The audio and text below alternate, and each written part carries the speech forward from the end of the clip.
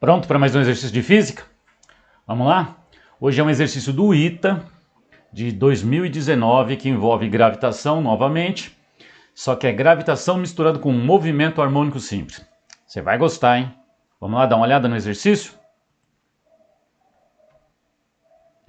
Então é o seguinte, exercício ITA 2019. Está dizendo aí para nós o seguinte: considere um corpo celeste, esférico e homogêneo de massa m. Perceba que essa coisa de homogêneo vai ser importante. Ele tem massa m e raio r. E esse corpo celeste é atravessado de polo a polo por um túnel cilíndrico retilíneo de diâmetro desprezível. Em um desses polos, um objeto pontual é solto a partir do repouso. Então, olha lá, a partir do repouso, no instante t igual a 0, sendo g a constante universal de gravitação. Esse objeto vai alcançar o outro polo após o intervalo de tempo dado.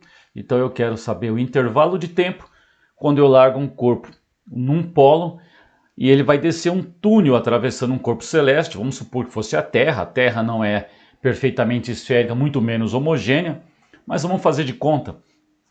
Ele atravessa e eu quero saber quanto tempo demora para chegar ao outro lado. E aí nós temos as alternativas A, B, C, D e E. Bora lá fazer o exercício? Mas antes, para um pouquinho aí, dá uma pausa, clica aí em curtir, dá uma ajudinha aí pro canal para ver se esse canal cresce. Assim eu ajudo vocês me ajudam e a gente pode ajudar mais gente aí. Legal? Curte e compartilha com os amigos aí. Principalmente meus alunos que assistem. Depois assiste e fala: "Ô, professor, gostei do vídeo lá", mas não curtiu. Dá uma curtida lá. Falou? Então vamos lá.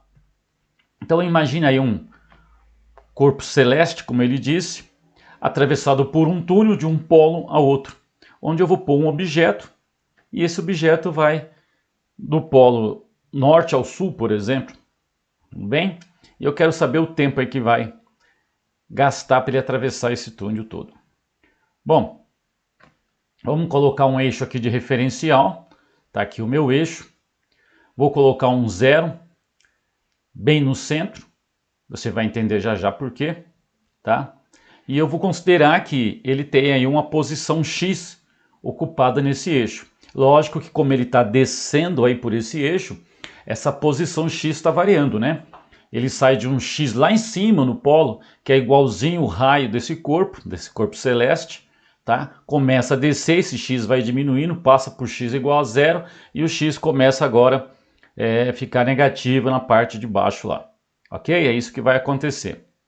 Eu marquei aí uma circunferência, pegando uma posição qualquer dele, porque a gente vai fazer o seguinte: a gente vai usar aqui o teorema da casca esférica, que eu não sei se vocês conhecem esse teorema.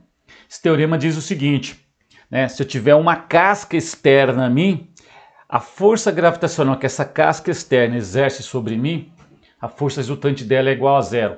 Eu só preciso considerar a parte, vamos dizer assim, de baixo, como se eu tivesse apoiado num planeta na parte interna só. A parte externa eu desconsidero a força gravitacional, tá? Então a gente vai usar esse teorema da casca esférica, ok?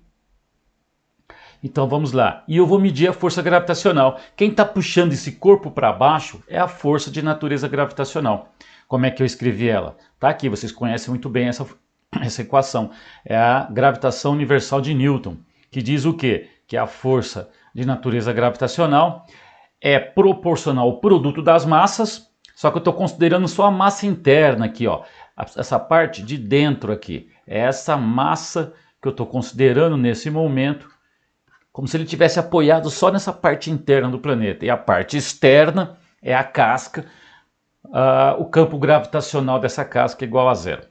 Tá? Então a força gravitacional é proporcional à massa interna, à massa do corpo, obviamente, né? A constante universal.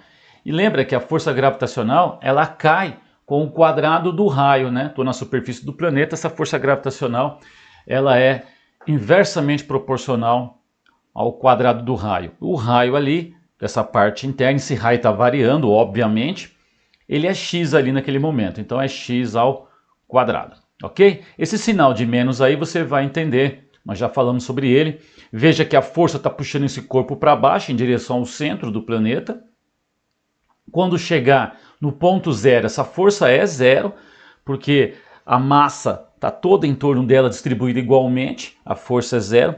Quando ela fica do zero para baixo, essa força inverte o sentido. Então, quando ela estiver no x negativo, essa força é positiva, né? Então, esse menos aí só para indicar essa mudança de direção dessa força aí.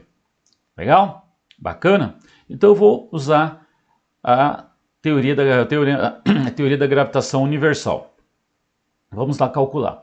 Só que, na nossa resposta, esta massa interna não pode aparecer. O que eu quero é a massa do corpo celeste. Vamos supor que fosse a Terra, a massa da Terra. Como ele disse que o corpo é homogêneo, nós marcamos lá no começo, ó, guarda aí que ele é homogêneo, ele tem que ter uma densidade, né? Ele é homogêneo, a densidade em qualquer parte desse corpo é a mesma, né? E o que é densidade? Tá? Vocês conhecem que densidade é massa dividido por volume. Então um corpo esférico fica massa, o volume de uma esfera é 4/3 de π vezes o raio ao cubo, essa daí me daria a densidade do corpo celeste. Mas se eu pegar a parte interna, uma vez que ele é homogêneo, tem que ter a mesma densidade. Então a massa interna dividido pelo volume interno ali, 4/3 de π e o raio é x ao cubo, tem que dar a mesma densidade, por isso que a gente igualou. Ok?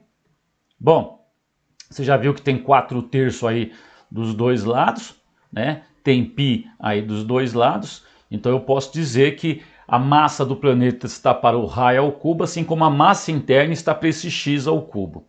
E eu consigo isolar essa massa interna, você já vai entender por que a gente vai fazer isso. Essa massa interna eu posso escrever em função da massa do corpo celeste, do raio desse corpo, e do x, e esse x é que está variando conforme o corpo está caindo até chegar do outro lado. Então esse x vai chegar a zero, começa com R, vai variando, passa por zero e vai voltar a R quando chegar no outro polo do lado oposto, sendo R o raio desse corpo celeste. Ok? Vamos jogar essa massa interna justamente aonde? Nesta equação aqui. Ok? Então ela fica assim, força menos G, puxei de lado a massa do corpinho que está caindo, o x quadrado, e escrevi mx ao cubo r ao cubo. A gente consegue dar uma simplificada aqui, né? Com esse quadrado e esse cubo, né? Então esse x quadrado vai desaparecer, vai ficar só x aqui em cima, tá? E você vai ter aí menos g, m que é a massinha do corpo que está caindo, m é a massa de todo o corpo celeste, vezes x por r ao cubo. Essa expressão te lembra alguma coisa? Deveria. Lembrar o que, professor? Equação do movimento harmônico simples. Vamos dar uma olhadinha. Veja que esse G é uma constante. A massa do corpinho que está caindo é uma constante. A massa do corpo celeste é uma constante, não vai mudar durante a queda. O raio do corpo celeste é uma constante. Quem está variando é a força F, que está variando em função de x. Ora, você conhece essa equação aqui? F igual a menos kx? Todo movimento harmônico simples tem uma equação de uma força restauradora. A força que quer trazer sempre o corpo na posição de equilíbrio. Lembra o corpo preso à mola? Então todo sistema que se move em movimento harmônico simples pode ser escrito numa força que ela é proporcional, né? A força é proporcional à posição. Ok? Bom, então se você olhar na nossa equação, a gente está vendo que o G, o M, os dois M, as duas massas, e o R ao cubo é minha constante K. Quem está variando é o F em função do X. Então eu tenho uma equação do movimento harmônico simples e eu sei quem é o meu K. O meu K é exatamente este eminho, emão, R ao cubo G. E eu conheço a equação do período. O período de um MHS é 2π raiz quadrada da massa dividido por esse K. Vou jogar no lugar do K aquele GMM R ao cubo, que é minha constante que multiplica o X. Ok? Aí a gente dá uma brinco com esses caras aí, né? Corta a massa em cima e embaixo, a massa do corpo, não depende da massa do corpo que está se movimentando. Dá o tombo no R ao cubo lá em cima e você tem a expressão aí. né? Quem é o período? O período é o tempo de uma oscilação completa. Ele sai de um polo, desce, chega no outro, inverteu a força, ele sobe de novo, fica fazendo um movimento harmônico simples. E o período, que é o tempo que ele iria descer e voltar até a mesma posição, é dada por essa expressão. Mas a pergunta do exercício não era o período, era o tempo que ele levaria de um polo até o outro. Então ele só desce, não estou querendo saber da volta, então é só meio período. Meio período. Então se eu pegar o período e dividir aí por 2, né, eu vou ter, não é mais período, né, agora é um tempo t qualquer, apareceu aqui o t, está errado, né, seria agora um tempo t qualquer. O tempo t, na verdade meio período, né, que é o tempo que ele sai de um polo ao outro. Vai dar π raiz quadrada de r ao cubo sobre gm, ok? Que isso vai dar lá, se você olhar na alternativa, ele não pôs a raiz, ele levou a meio, é a mesma coisa. Então é π r ao cubo sobre gm elevado a meio.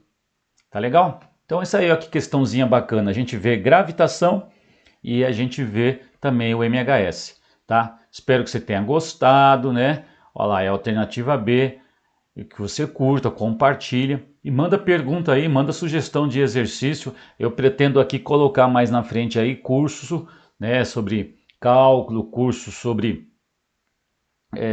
física, um curso de física completo para vocês, mas tem que ser aos poucos e vocês vão me ajudando aí, compartilhando aí, tá? E curtindo, ok? Então tá aí, ó. Aqui eu tenho minhas redes sociais, o YouTube, que você deve estar vendo esse vídeo pelo YouTube. No Facebook eu também coloco alguma coisa, tá? E eu apareço lá às vezes também pelo Instagram, ok? Então, sem mais delongas, abraço para vocês, nos vemos por aí.